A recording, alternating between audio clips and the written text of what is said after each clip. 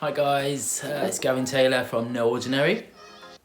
I wanted to interview my brother, my older brother. Let's get that in there. I wanted to interview him for a long time, and we managed to get round to it last year. And we've just finished editing it, and I'm going to be doing a lot more interviews with my peers and my idols, and because I want to get to know them better, and I want my followers to know them better, because there's so many talented people out there who need to be heard, and my brother's one of them. He has always had a fascination and a talent in sport and health and nutrition.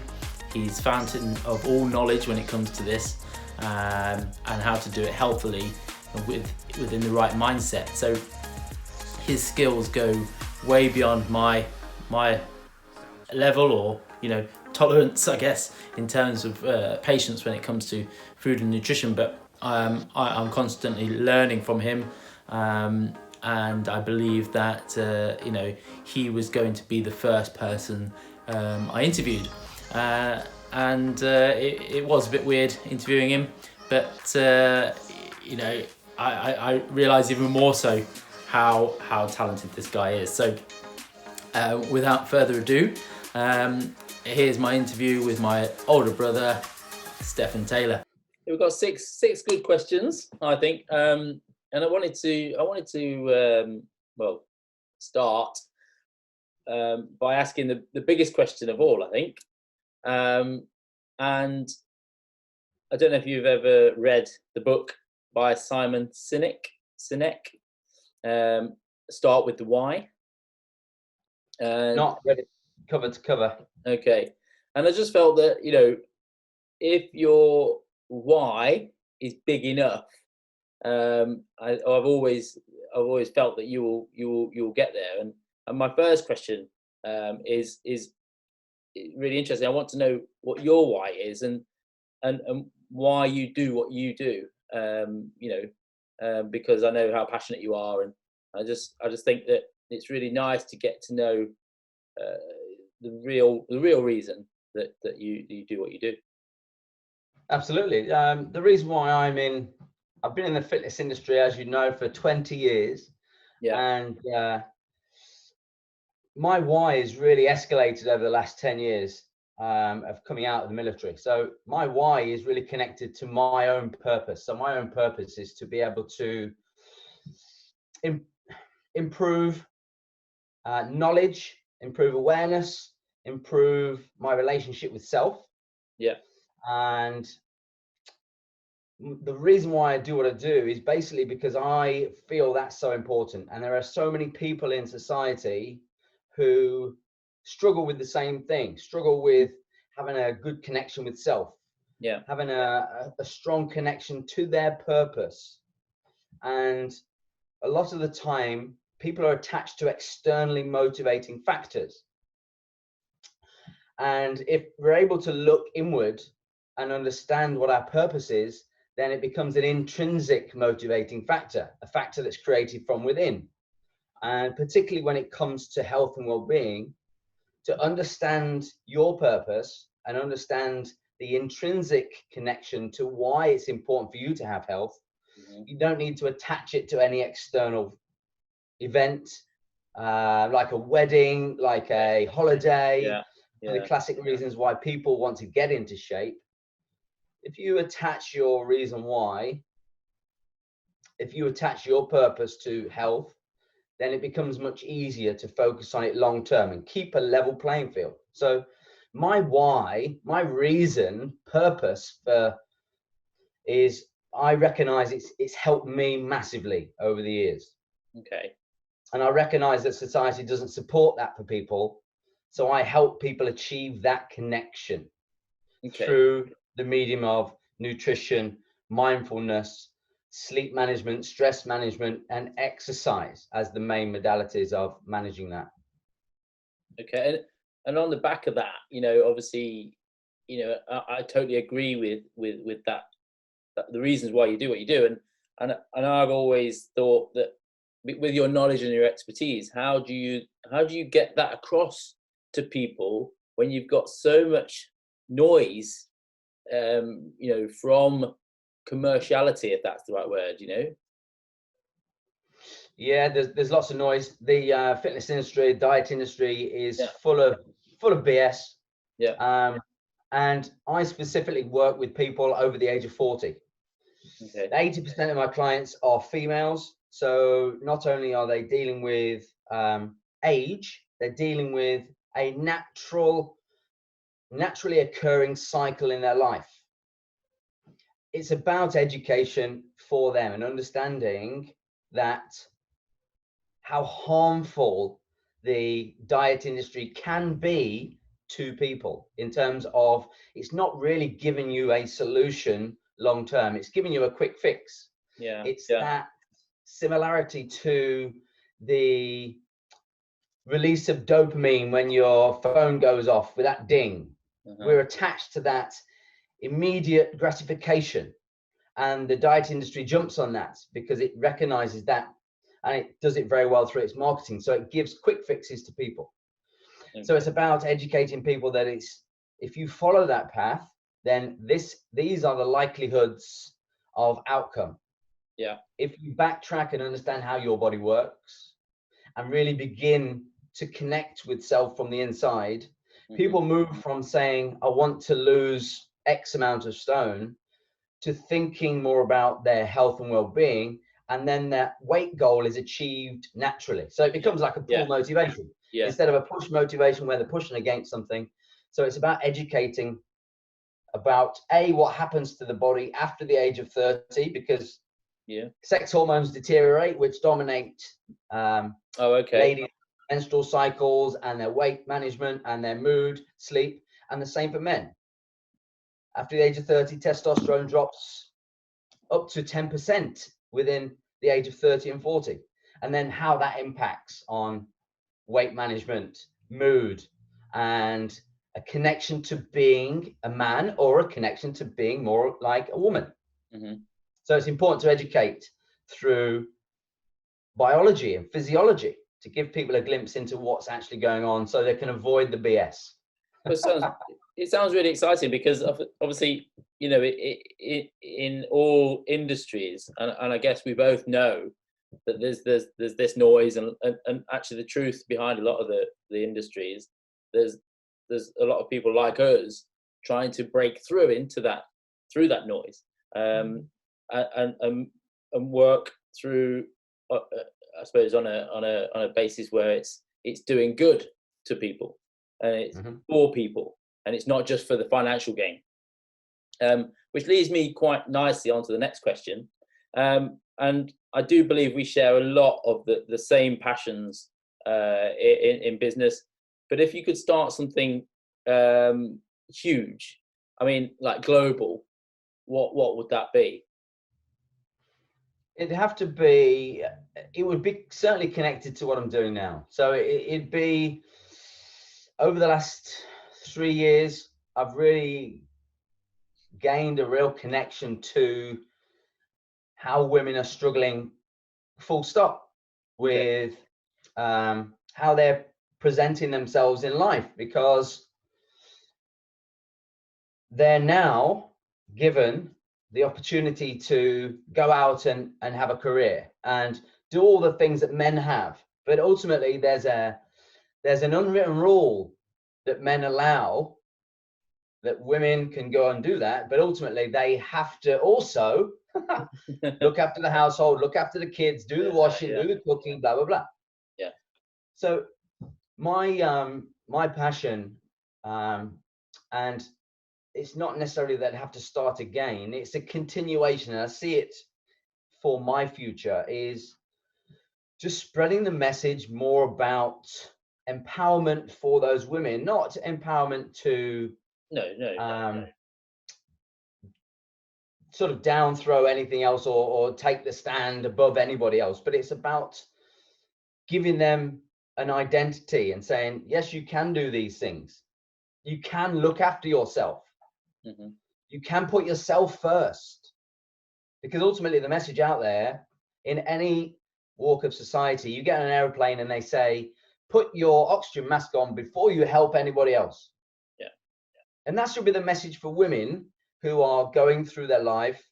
But ultimately, the underlying unwritten rule is you must help others first, but you can have a career. Do you think that's like an unwritten rule, or do you think it's kind of hormonal? Is it in a woman's psyche? Do you know what I mean? In their makeup, in terms of how they think. I'm not saying it's very much learnt behavior. So, right. Yes. A girl grows up. So in our generation, a girl would grow up and then see their mother. So our parents' generation would have learned from their parents' generation, and it's changing somewhat. Yes. But if a young girl sees her mother out at work, working hard, but also doing all the domestic chores, looking after the family, being the matriarch, all that stuff, yeah, then it's learnt behavior. And then they get to an age where they are going through things like the menopause and their hormones are disrupted substantially. It's difficult for them to accept at that phase, at that stage, that they can put themselves first because they've learned it's interesting. You shouldn't. So it's anything that you learn, you can unlearn, as you very well know. Sure. So it doesn't matter that they're at the age of the menopause happening and I coach them in a way that they can feel confident and comfortable to put themselves first. Yeah. Because ultimately you put yourself first, your health is better, your self-esteem is better, and that filters down to all the people around you. It's the ripple effect. Yes. So for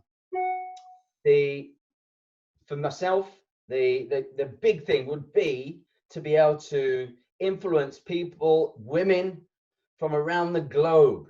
Yeah. For the message to spread around the globe. For that ability for women to stand up and say, yes, I feel confident putting myself first because I understand ultimately I am a caring, sharing person. I don't want to stop being that person. Sure.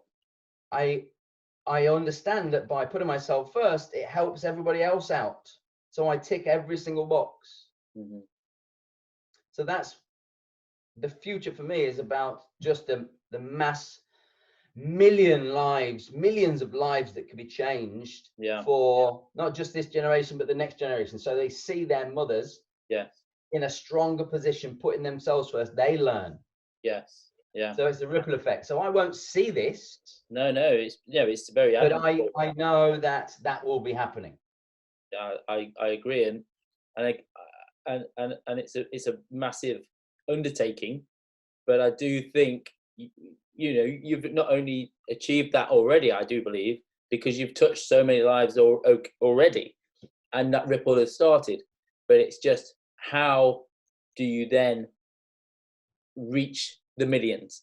Do you start a movement? Do you start a new way of learning?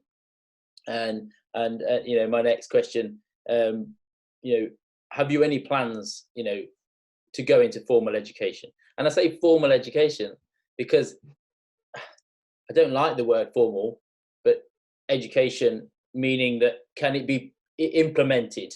Can your mindset, can your theory be put to test in a school of learning at a young age? To answer your first question, would I look to move into formal education? It's a very simple answer, no. Okay. I've been in formal education and it's very narrow, it's very restrictive, it's very 19th century.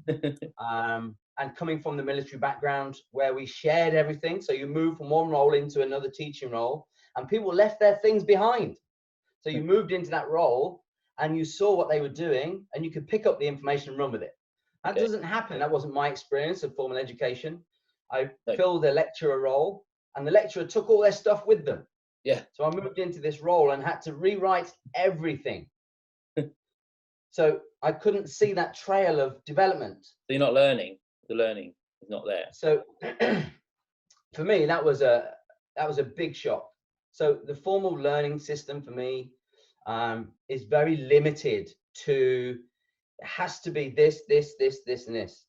And ultimately, the things that will help develop the human being aren't even touched upon.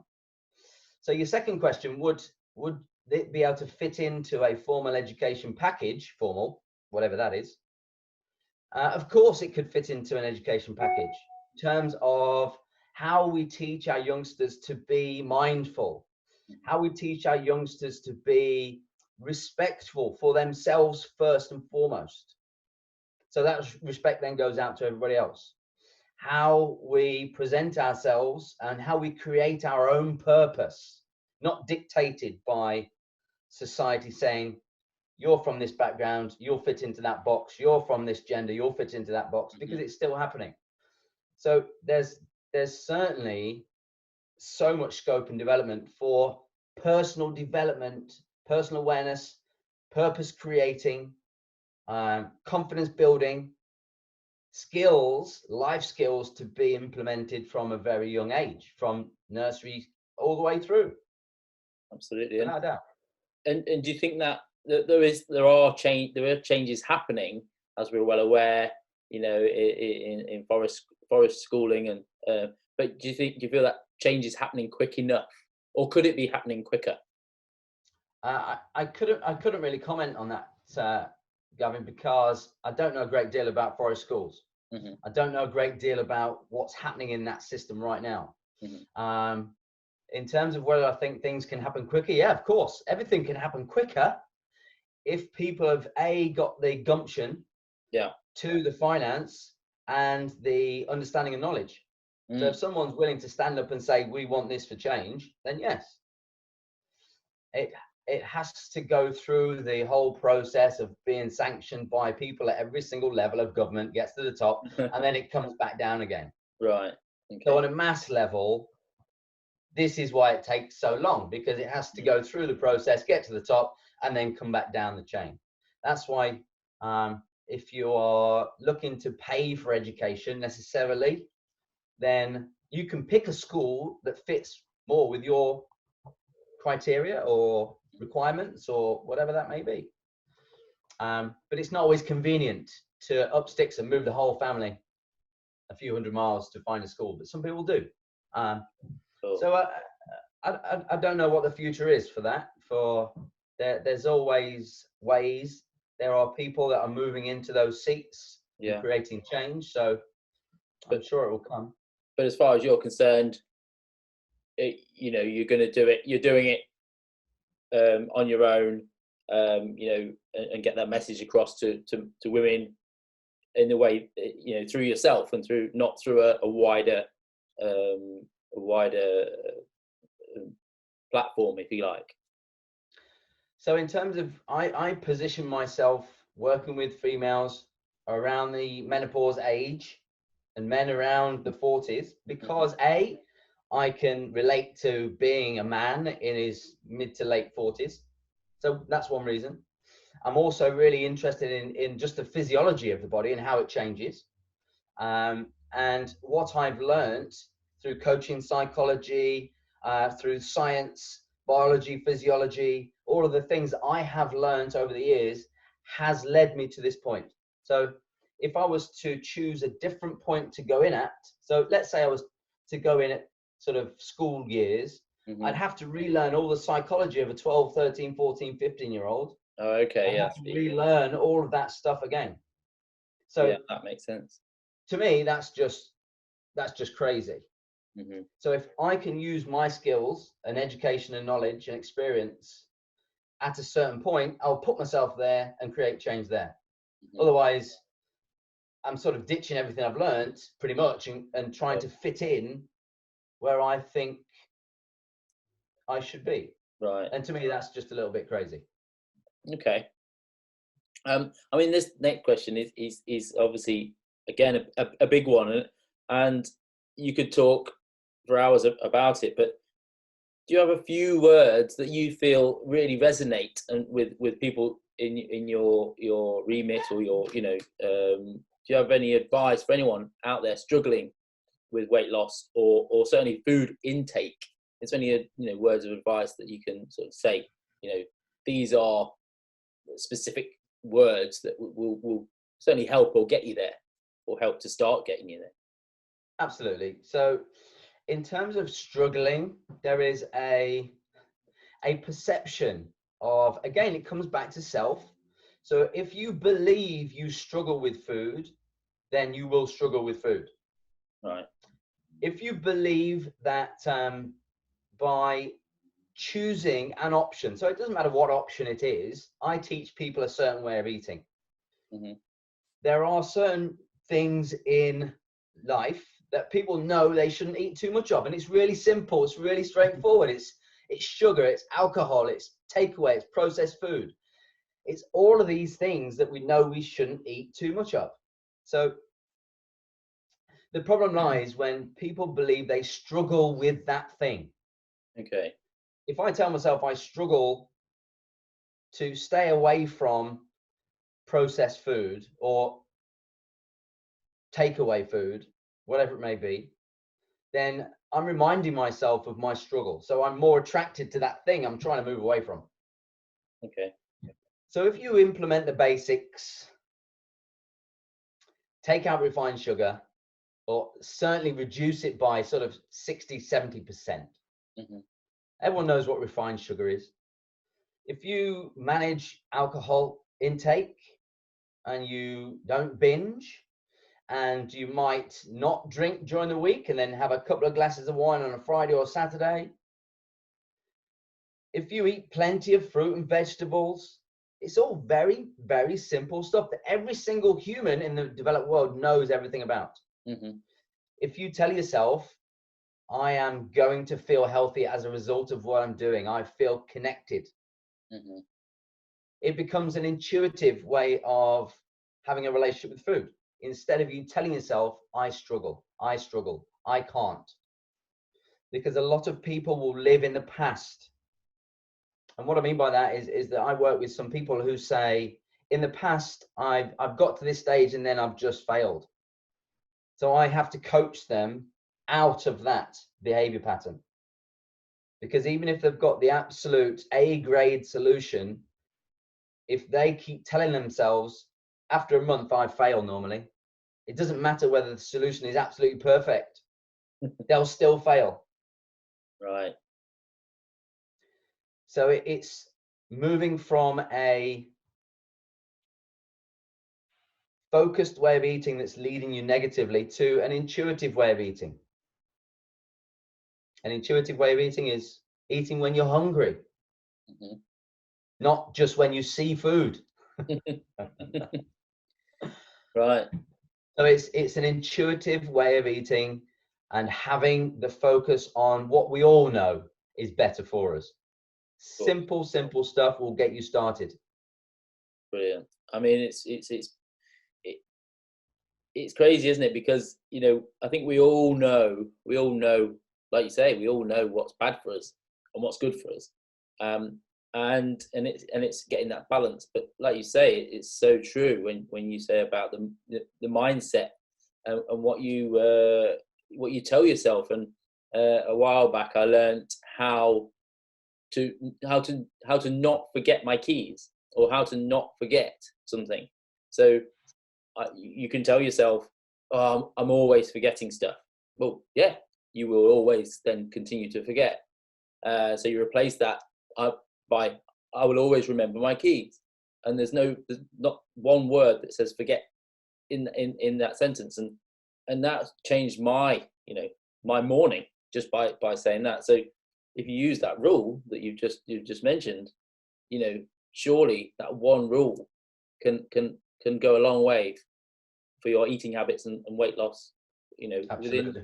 within a 30-day period, surely. Absolutely.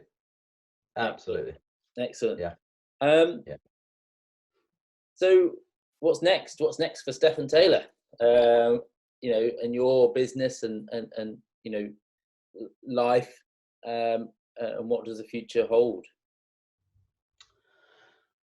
I'm currently working on a really exciting project with two guys. One of them is based in Malaysia, who kickstarted the project, and the other guy is based in Sydney.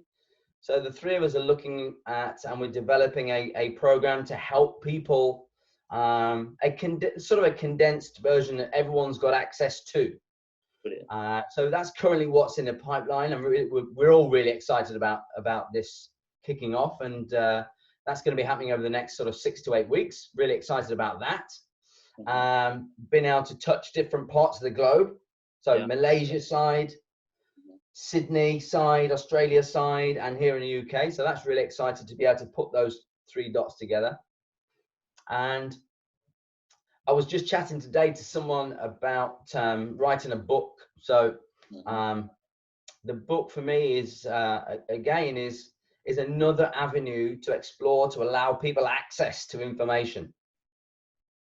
So being able to put these different bits of information out into the world, for people to access at their different levels of requirement is where I'm going next. So 2020 for me is all about creating different opportunities for people to connect with health through different mediums. And I'm really fortunate that I'm working with these two guys, and the coach I've worked with has really helped with that process. So yeah, really exciting stuff. Brilliant. Sounds good. I think, especially through lockdown, a lot of people have realized how small the work, well, it's even smaller now, and how connected we can be, including the Zoom we're on right now. It just, it gave access and opportunities to a lot more people, and I think people are starting to think outside the box, and there's a lot of people, like-minded people around the world that you can connect with, and that sounds amazing. So it's my last question. I think like when we feel and we have a lot of the same passions and the same drive in business, and want to achieve similar goals. And I've always seen opportunity with us working together, and how that, and what that looks like, because it could be, it could be incredible that the brand that we're building right now, and with your expertise and your knowledge, and and just listening to you talk tonight, it's quite impressive, the knowledge and the intelligence that you have on your subject, and it needs to be utilized into a brand, a bigger brand, and a bigger in terms of a lifestyle brand, I do believe. So when are we going to work together? Well, like you say, we're both in the business of helping people feel better about themselves through ethical means, through the means of putting humans first, putting their experience first. Doesn't even come into play in terms of making a quick buck.